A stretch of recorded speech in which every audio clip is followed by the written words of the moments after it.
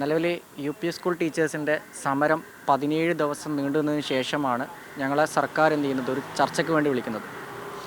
അപ്പം ഇന്ന് രാവിലെ 10:30-ക്കായിരുന്നു ചർച്ച.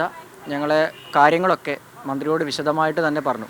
അതിൽ പ്രധാനപ്പെട്ട കാര്യം എന്ന് പറയുന്നത് അധ്യാപക വിദ്യാർത്ഥി റേഷ്യോ കുറക്കുന്നതും അതേപോലെ തന്നെ HMൻ്റെ ക്ലാസ് ചാർജ് ഒഴിവാക്കുന്നതുമായി ബന്ധപ്പെട്ട കാര്യങ്ങൾ, MRS സ്കൂളുകളിലെ ഒഴിവ്, അതേപോലെ ഫിഷറീസ് സ്കൂളുകളിലെ ഒഴിവ്, പിന്നെ നിലവിലുള്ള സ്കൂൾ ടീച്ചർമാർക്ക് അതത് ജില്ലകളിലെ സ്കൂൾ ടീച്ചർമാർക്ക് കിട്ടുന്ന രീതിയിലുള്ള കാര്യങ്ങൾ, പിന്നെ പെട്ടെന്ന് തന്നെ റാങ്ക് ലിസ്റ്റ് നീക്കാൻ ആവശ്യമായിട്ടുള്ള കാര്യങ്ങളൊക്കെ കൈകാര്യം ചെയ്യണമെന്നൊക്കെ ബന്ധപ്പെട്ടായിരുന്നു ചർച്ച ഉണ്ടായിരുന്നത്. അതിൽ ഈ ഇത്രയും കാലതാമസം എടുത്തതുകൊണ്ട് മാത്രമല്ല നിയമനം നടക്കാത്തത് കൊണ്ടും ഈ പെട്ടെന്ന് നോട്ടിഫിക്കേഷൻ ഇറക്കുക, നിയമനം നടക്കാതിരിക്കുകയും ചെയ്യുന്ന സിറ്റുവേഷനും, അതേപോലെ തന്നെ ഈ ലിസ്റ്റ് ഇത്രയും കാലമായി നിയമനങ്ങളും നടക്കാത്തെന്നുള്ള കാര്യം മന്ത്രിക്ക് ബോധ്യപ്പെട്ടിട്ടുണ്ട്. അതിൻ്റെ അടിസ്ഥാനത്തിൽ നോട്ടിഫിക്കേഷൻ ഇറക്കുന്ന കാര്യങ്ങളും പിന്നെ അതേപോലെ തന്നെ ഈ ലിസ്റ്റ് എക്സ്റ്റെൻഡ് ചെയ്യുന്ന കാര്യങ്ങളൊക്കെ ടൈം എക്സ്റ്റെൻഡ് ചെയ്യുന്ന കാര്യങ്ങളൊക്കെ പെട്ടെന്ന് തന്നെ പരിഗണിക്കാം എന്നുള്ള രീതിയിലാണ് മറുപടി തന്നിട്ടുള്ളത്. പിന്നെ മറ്റൊരു കാര്യം എന്ന് പറയുന്നത് നിലവിൽ ഇപ്പോൾ റേഷ്യോയും അതേപോലെ തന്നെ HMൻ്റെ ക്ലാസ് ചാർജുമാണ്.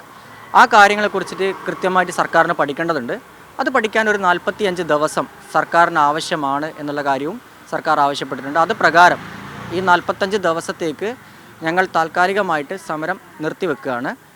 ഞങ്ങൾക്ക് അനുഭാവപൂർണ്ണമായിട്ടൊരു തീരുമാനമാണ് ഉണ്ടാകുന്നതെങ്കിൽ ഞങ്ങൾ സമരവേദിയിലേക്ക് എത്തില്ല. പക്ഷേ ഞങ്ങൾ മറിച്ചാണെങ്കിൽ തീർച്ചയായും ശക്തമായ രീതിയിൽ തന്നെ ഞങ്ങളെ സമരത്തിന് എത്തിച്ചേരുമെന്നാണ് പറഞ്ഞിട്ടുള്ളത്.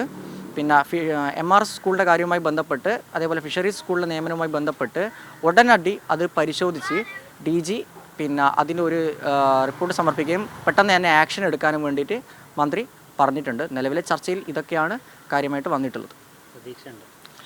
സർക്കാർ ജനങ്ങളുടെ എല്ലാവരുടെയും സർക്കാരല്ലോ, അപ്പോൾ സ്വാഭാവികമായിട്ടും സർക്കാരിൽ പ്രതീക്ഷ ഉള്ളത് കൊണ്ടാണ് നിലവിൽ സമരം എന്ത് ചെയ്തിട്ടുള്ളത് താൽക്കാലികമായിട്ട് നിർത്തിവെച്ചിട്ടുള്ളത്. ഇനി ഇതിൽ എന്തെങ്കിലും മാറ്റം വരികയാണെങ്കിൽ സമരവുമായിട്ട് തന്നെ മുന്നോട്ട് പോകേണ്ടി വരും.